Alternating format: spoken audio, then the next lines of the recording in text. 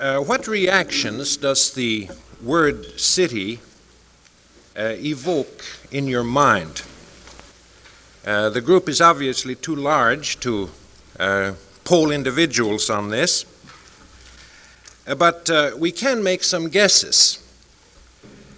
Now, some of you may visualize the destructive aspects of city life: slums, street gangs, traffic congestion, industrial smoke, noise, drug addiction, unassimilated minority groups, grafting politicians, and unprincipled union leaders.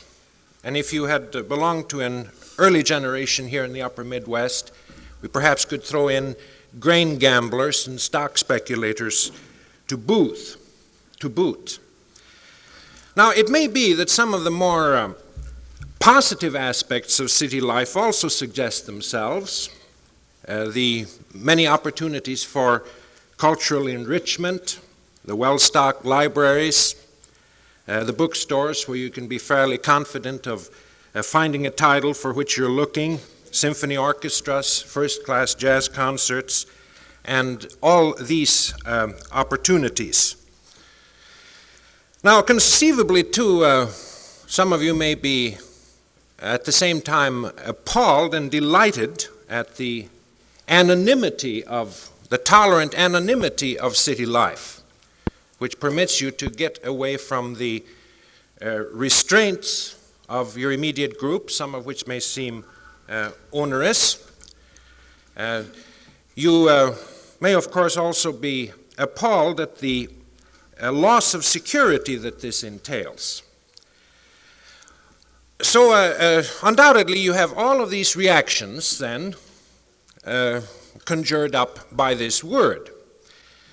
And before you heard the excellent presentation yesterday on the advantages of city living, I suspect that the negative aspects of and the unlovely aspects would perhaps predominate in your thinking. I'm guessing here. Now, if this is so, it isn't, of course, strange, because the city has not and still does not enjoy the basic approval of American culture. In spite of the agrarian hick stereotype that is sometimes associated with agriculture, the small yeoman farmer has really enjoyed heroic stature in American thinking, and the virtue of the city dweller has been suspect. The old saying, about God having created the country and man the city. Well, now for a few minutes then, I want to elaborate this theme on the basic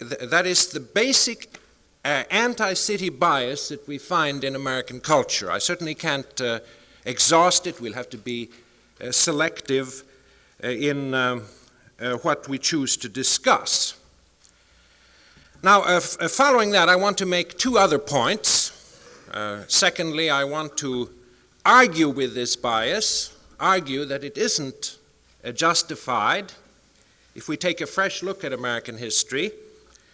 And thirdly, in order to bring us up to date, I should like to look at some of the unfortunate consequences that follow from the anti-city bias. Well, let's get on then with the first point.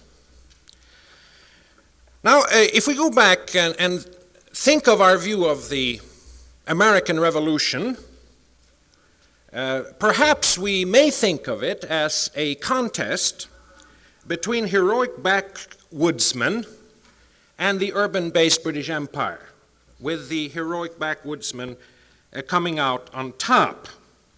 Think of the legends here surrounding the Minutemen at Lexington and Concord, the militiamen who defeated Burgoyne at Saratoga, and the brave boys who followed Ethan Allen.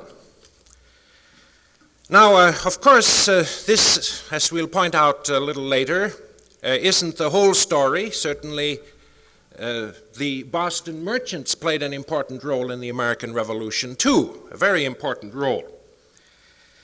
Now, at the close of the Revolution, Thomas Jefferson, in his famous work, Notes on Virginia, this work was written in the early 1780s and published in 1787.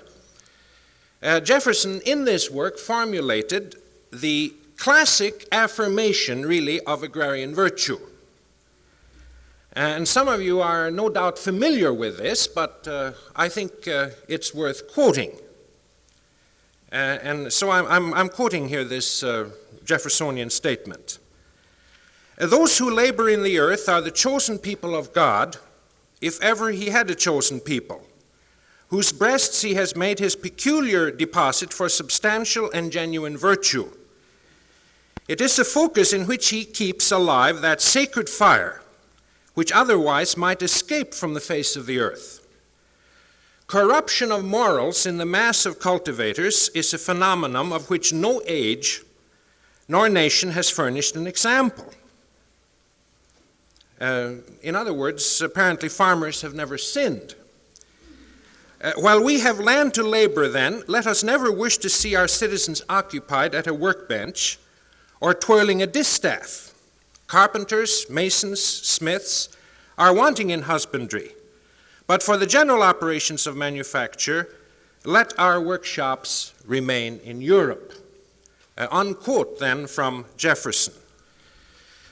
Now, this statement, of course, has to be seen in perspective. As many of Jefferson's biographers assert, the third president of the United States did not really believe that such a society such as suggested by this vision, could actually be realized.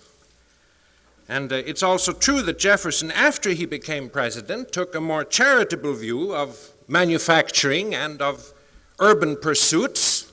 It's probably a little bit ironical that some of his policies contributed to the rise of manufacturing in the United States. And we find that in his first inaugural, he refers to industry and manufacturing as a handmaiden of agriculture. Agriculture, of course, was still predominant.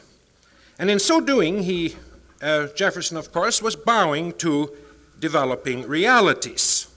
An influential body of opinion in late 18th and early 19th century America, which was heavily represented at the Constitutional Convention of 1787 and in Washington's administration, wanted to promote the growth of cities and the growth of industry. But even so, the commanding power of the agrarian ideal limited the distance which they could go. I think it's pretty significant, you know, that Alexander Hamilton, the first Secretary of the Treasury, who issued this classic argument for the development of manufacturing in the United States, called the Report on Manufactures, was impelled to concede in this report, and I'm quoting from Hamilton here, that the cultivation of earth as the primary and most certain source of national supply has intrinsically a strong claim to predominance over every other kind of industry. Now, this was the way the most avid advocate of an industrialized United States was talking in the 1790s. Now, during the 19th century, the United States moved towards urbanism and industrialism in giant strides. Now, we realize now that this process was very well advanced by the time the Civil War came. And this realization has diminished a little bit the inclination to see the 1860s as a kind of an absolute dividing line between agrarian and industrial America.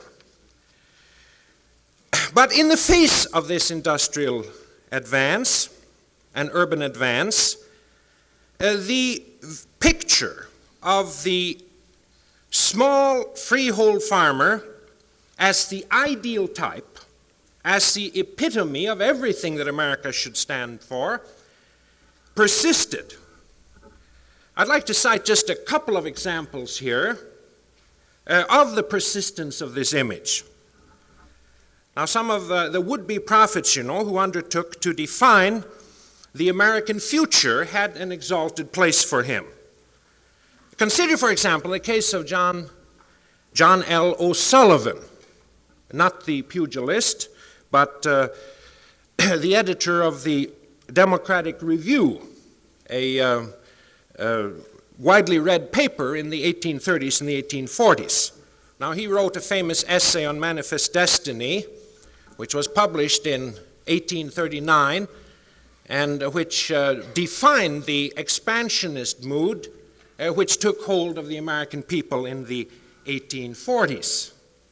Now, this, I think you will agree, what I'm going to quote here is pretty heady stuff. But watch here for the place of the small freehold farmer in it all. The far-reaching, the boundless future will be the era of American greatness. In its magnificent domain of space and time, the nation of many nations is destined to manifest to mankind the excellence of divine principles, to establish on earth the noblest temple ever dedicated to the worship of the Most High, the sacred and the true. Its floor shall be a hemisphere, its roof the firmament of the star-studded heavens, and its congregation a union of many republics, comprising hundreds of happy millions, calling, owning no man master, but governed by God's natural and moral law of equality, the law of brotherhood, of peace and goodwill amongst men. Now, of course, this quotation doesn't make it absolutely clear that the happy millions owning no man master would be virtuous freehold farmers, but there were others belonging to O'Sullivan's group who made this clear and explicit. For example, a congressman who was advocating the acquisition of Oregon in the 1840s made this proclamation. He said, to extend our population, we require the possession of Oregon. I have before remarked, and listen to this, that personal liberty is incompatible with a crowded population. By whatever means the lands and wealth of a country fall into the hands of a few individuals, it establishes a feudal system as oppressive and destructive of the liberties of the people, as if it were established by conquest, and equally enslaves the people. The inability of the weak, the humble, and the non-assuming to contend with the overbearing, the cunning, and the grasping monopolists makes it necessary to the equality of circumstance and personal liberty that the advantages of territory should constantly be kept open to all who wish to embrace it. Well, now this is a pretty heady vision, I think, you will agree, of the American future. Visualize millions of happy farmers occupying all the territory from the Arctic wastes down to the Gulf of Mexico. This would really be then an agrarian paradise. Now, not everyone in the 1840s, we have to make this clear, saw the future in O'Sullivan's terms and in terms of the optimistic expansionists. There were men in the 1840s who visualized the expansion of industry and the growth of cities. But they were unable to shape their visions into anything approaching I'm using this word a lot, the headiness of O'Sullivan and his group.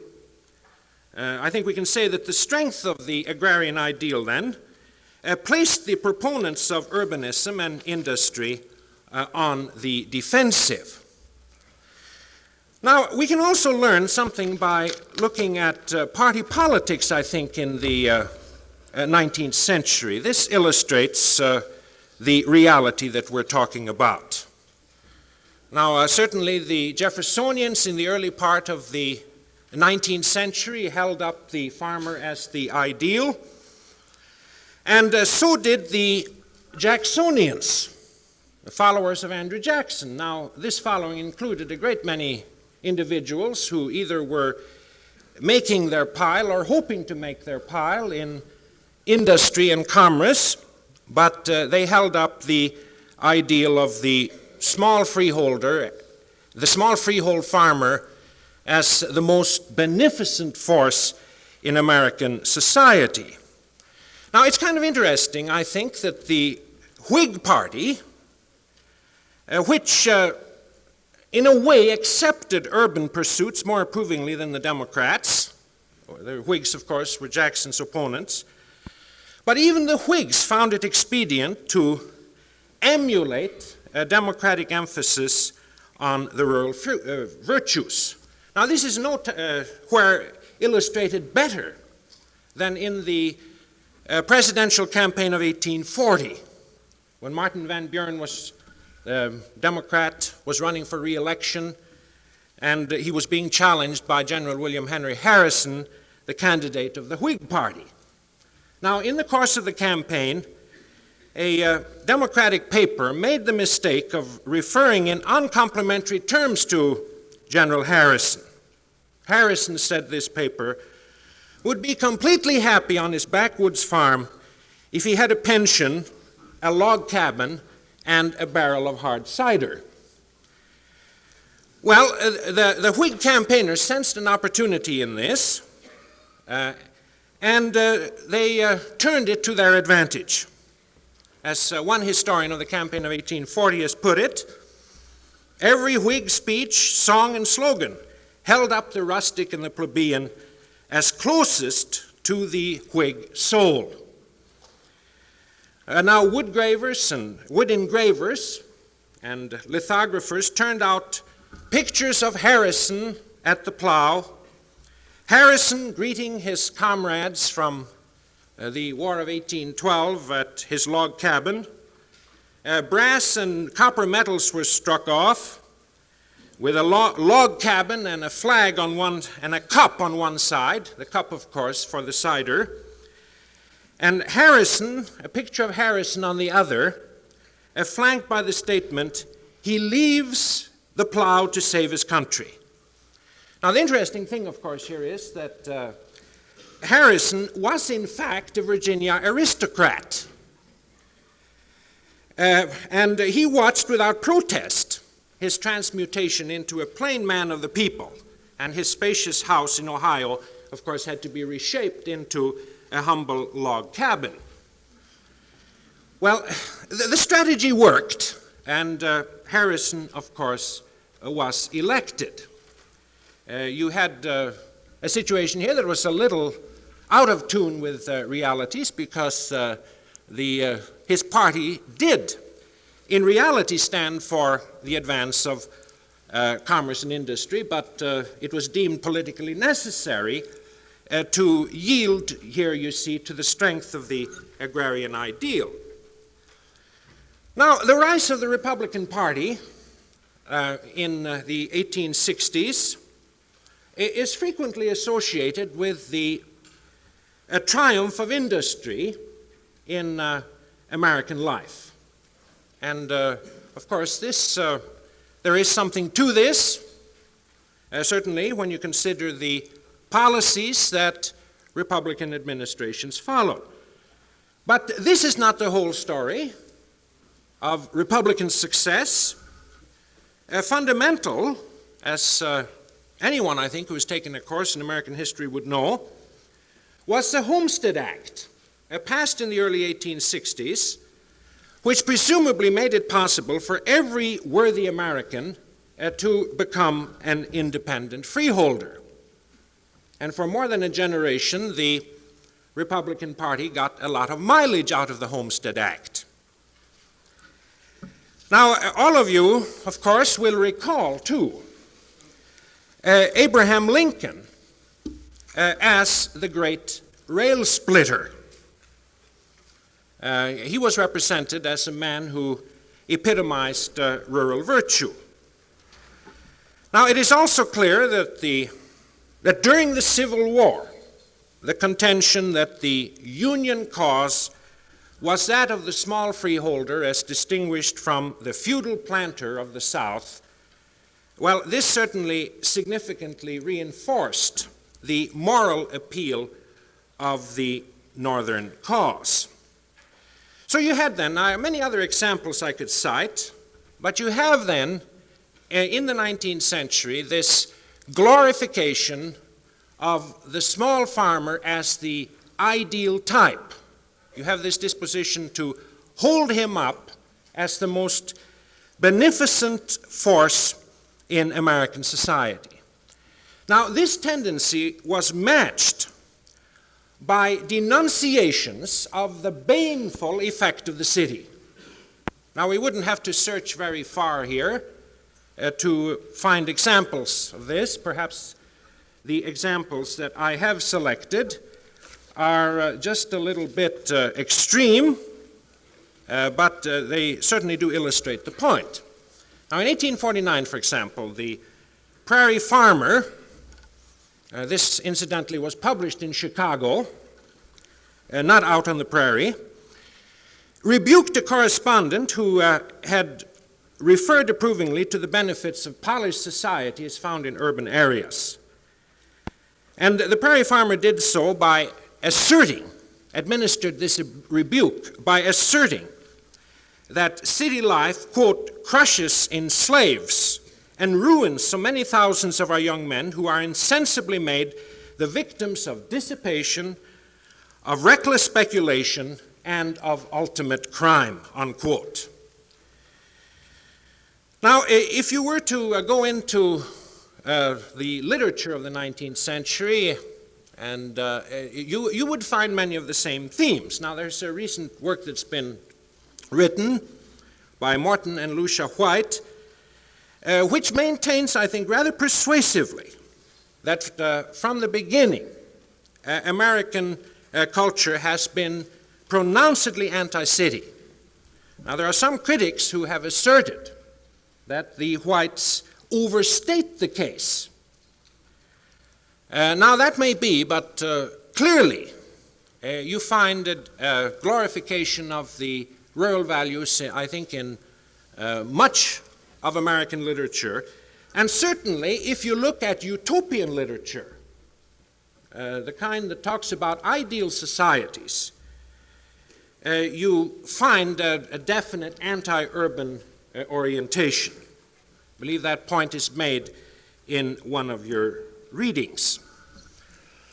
Now, by the close of the 19th century, the development of urban industrialism had to some extent placed the sturdy yeoman as the ideal type on the defensive.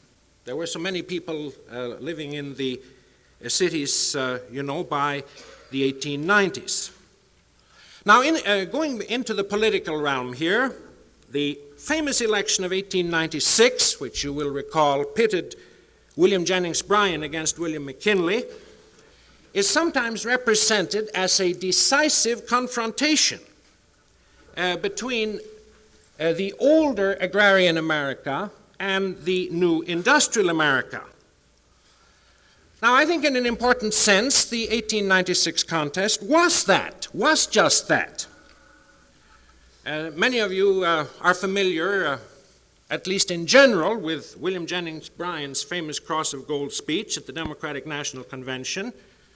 He certainly spoke in authentic agrarian terms, or authentically articulated the agrarian ideal when he asserted, I'm quoting from him here, "Burn down your cities and leave our farms, and your cities will spring up again as if by magic. But destroy our farms, and the grass will grow in the streets of every city in the country." This is certainly an assertion on the side of the agrarian ideal. Now, of course, Bryan lost, and he lost decisively, however you seek to interpret the election. But this didn't really mean the triumph of a kind of urbanism that really accepted the city. Now, I think one of the most satisfactory interpretations of the election of 1896 is one that asserts that McKinley's triumph in that year marked the victory of the self-made man, who you see was generally just one step removed from the virtuous yeoman. Now let's talk just a moment here about the self-made man. He would be a man usually of rural origins. Generally, he would be born on a farm. If he was a politician, he would be invariably born in a log cabin. And who, through the exercise of independence and self-reliance, would succeed in overcoming all obstacles and would achieve his lofty aspirations. Now, there were many types that conformed to, there are many individuals, I should say, who conformed to this type in the late 19th century. McKinley himself, and Andrew Carnegie, John D. Rockefeller, J.J. Hill, and the whole breed of men who presided over the late 19th century, the rapid transformation of America in the late 19th century into an urban industrial society. This whole breed of men who today are variously known either as robber barons or as industrial statesmen. Well, you had then this new type, and obviously, I think the self-made man ethos did not include acceptance of the city or approval of its basic attributes. Rather, the picture you get here is of a very masterful man of rural origins, representing the rural virtues, conquering the undesirable urban environment. Well, now, in the 20th century, I think you could say the self-made man myth did not completely displace the virtuous yeoman freeholder or some approximation to him.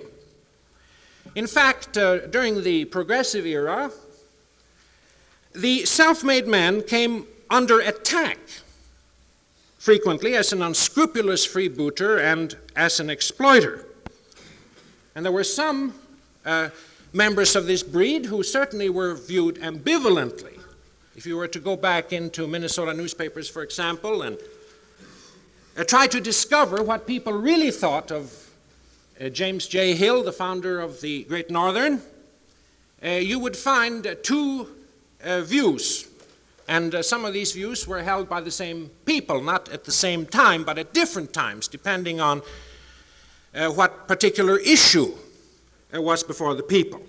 On the one hand, this unscrupulous freebooting exploitation, and on the other hand, this much to be admired poor boy who had established an empire. Now, right along with this, we find that, and this is a complicated question, I'm really oversimplifying here, but to a considerable extent, the reform movements of the 20th century have sort of incorporated into their ideal at least some aspects of the small freeholder and all of the virtues that he's supposed to represent. It's a good question if many of the reform movements of the century have really looked to the future, have really accepted the city, have really accepted the fact that we're urban, or whether they have sought to maintain what is left of rural America or to restore what they conceive to have been rural America at its best. As I say, this is an oversimplification because you can't make one statement about the reform movements of this century. Well, so much then for the first point. I hope I have suggested that there is running through our culture a strong anti-city bias, of which we are of course, the legatees. Now, let's turn briefly to the second point. What is wrong with this picture? This picture of the city as essentially a bad place and the virtuous yeoman farmer as the most beneficent force in our national history. Well, primarily what is wrong with it is that it doesn't correspond with some of the realities that will be disclosed if you look at the problem closely.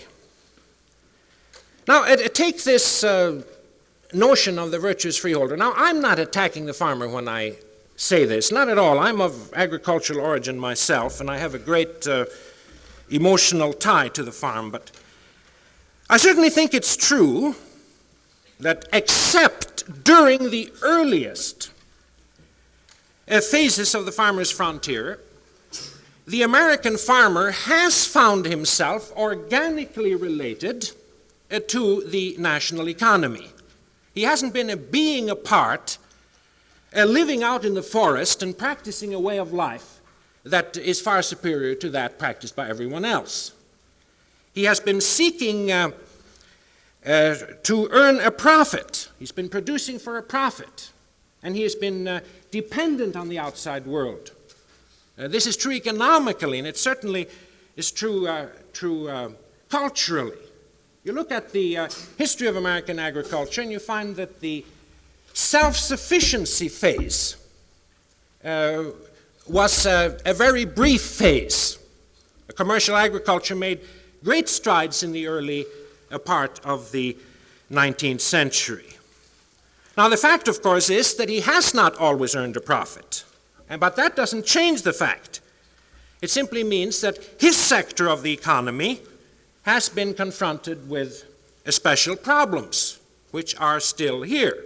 But the point I want to make is that he has truly been organically related to the national economy.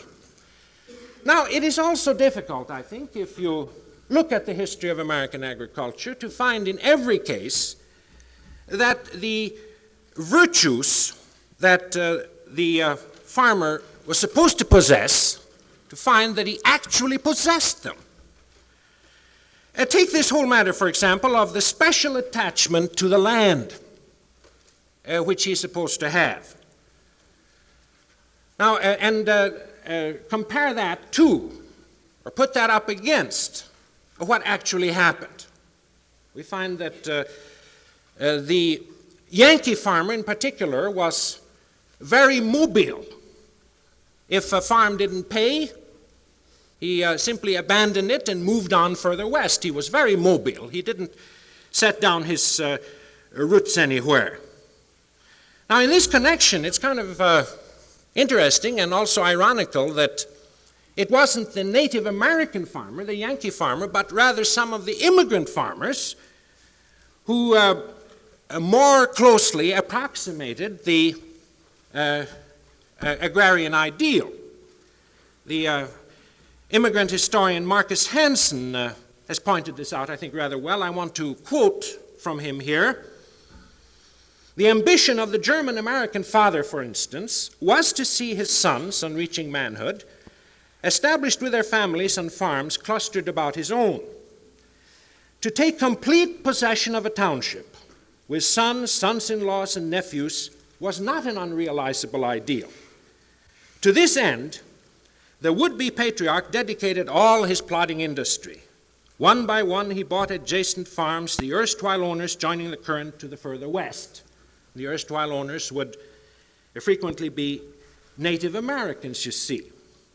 Heavily timbered acres and swamplands which had been lying unused were prepared for cultivation by patient and unceasing toil. When the German comes in, the Yankee goes out, was a local proverb that varied as Swedes, Bohemians, and other immigrant groups formed the invading element. But the American father made no such efforts on behalf of his offspring. To be a self-made man was his ideal. He had come in as a first settler and had created a farm with his axe. Let the boys do the same. One of them perhaps was kept at home as a helper to his aging parents. The rest set out to achieve beyond the mountains or beyond the river what the father had accomplished in the west of his day. Thus, mobility was fostered by family policy. And mobility, of course, is one of the characteristics of American development. So you can really challenge the view of agricultural virtue that is included in this agrarian myth that we've talked about. Now, the image that we've been talking about doesn't do justice to the city either, if you stop to think of it. Now, from the beginning of our history, even when the rural population was a small fraction of the total, cities have performed functions essential for the development of the total American economy. Go back to colonial days, before the American Revolution, and try to evaluate the role of Boston, of New York, of Philadelphia, and Charleston in the developing colonies, and the role of the Boston merchants in the American Revolution. Now, we could also take our own state here as a case study. Now, if you look at the Minnesota seal, of course, there are some things that aren't entirely satisfactory about that seal. There are two of them, you know, the territorial one and the state one. They're very much alike, except in the state one, the Indian on the seal seems to be going in the other direction. There were some people at the time who were dissatisfied with it. They said that it seemed to represent a scared settler and an astonished Indian. I wish we could project it here, but the main point I want to make is that the Minnesota seal, at the center of the Minnesota seal, is a farmer with his plow and with a sack that includes, I believe, the paraphernalia of the pioneer, a rifle, and an axe. And the implication, of course, is that he is going out to conquer the state. Now, in part, this is the story of Minnesota, but at the very time when the state seal was being constructed, we already had here, at the confluence of the Minnesota River and the Mississippi and in the vicinity of St. Anthony Falls, a significant metropolitan area that was serving the outstate. And if you stop to enumerate the functions that this metropolitan area performed, you get a pretty impressive catalog. When you look at how dependent the outstate area, for example, was on a Twin City-based transportation. In actual fact, so far as North Dakota was concerned, and much of western Minnesota, the construction of railroads preceded settlement. And when you look at the importance of the area as a place where goods that were needed out in the hinterland were fabricated, farm machinery, for example. And when you look at the whole business of credit, developing agriculture required credit. You had your financial institutions. And you look at the grain exchanges and the livestock markets, which furnished an outlet for the produce. And when you look at the whole pattern of development, you find a simultaneous development of the metropolitan area and outstate, with, of course, a mutual interdependence. I'm not arguing with that. What I'm arguing with is the disposition not to give the city here its proper role. Well, we could make a similar case study for many other cities, of course. We could look at Cincinnati. We could look at Chicago, the cities on the advancing frontier, and American historians are doing this. And, of course, we should emphasize not alone economics here.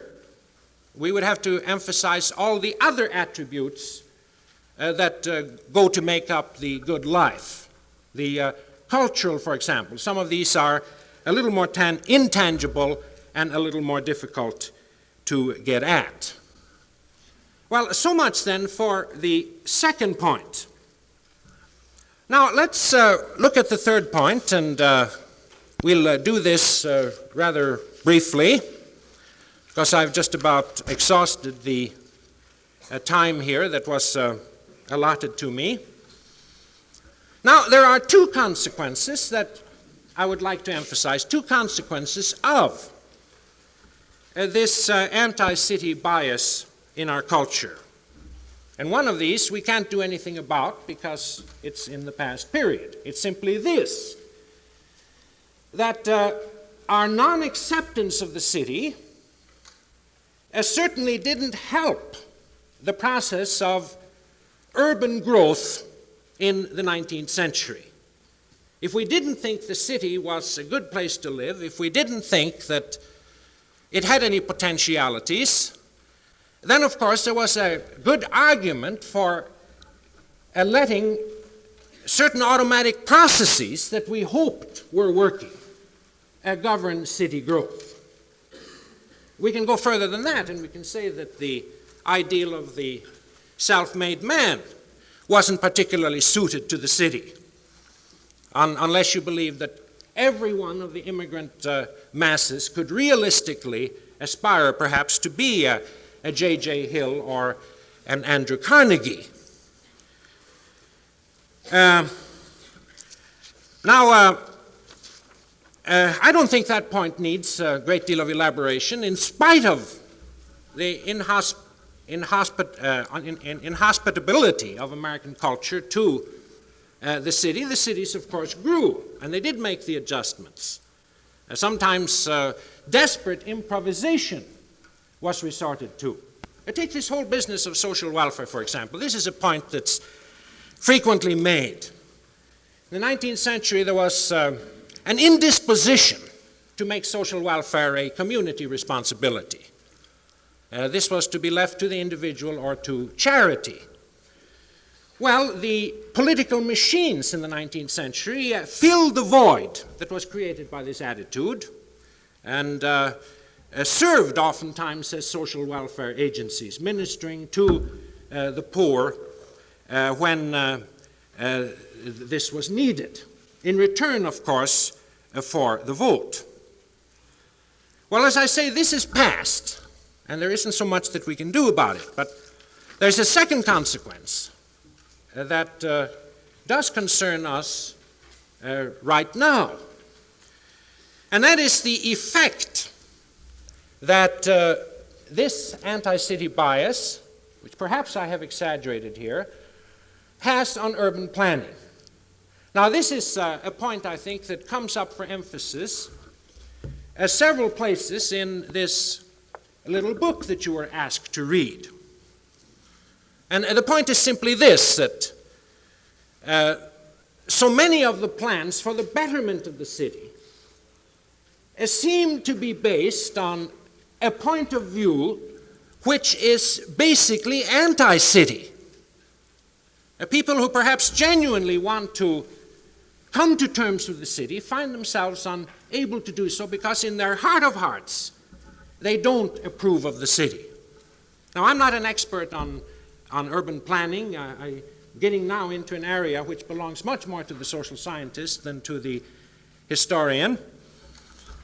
But the point is made here, you see, that the essence of the city is a place where you have a variety of activities carried on in a relatively small area. You have then a concentration of many activities right next to each other. And so oftentimes the planning ideal is to effect a separation of these functions. And the fear is expressed, you see, that this will, while perhaps it will help solve problems like traffic congestion, it will rob the city of its central dynamic. Well, this obviously is a problem that will be very much in the forefront during your lifetime. And it's one that's worth looking at. Now, in conclusion here, I don't have any kind of solutions or nostrums to offer here for this problem that I have posed. I didn't think that this was my function. Let me simply emphasize that I think it's a real problem. It's one that we can rethink. I think we can do something with our attitudes, with our prejudices, with our biases, if we come to terms with them. And we also can probably do something about the situation that exists. Now, I don't share the faith that it is possible for man to take complete control of the historic process and bend it to his own purposes. But I do think that there are limited possibilities, that you aren't completely at the mercy of automatic forces, but that planning can do something to realize the potentialities of the good life and the good society. Thank you.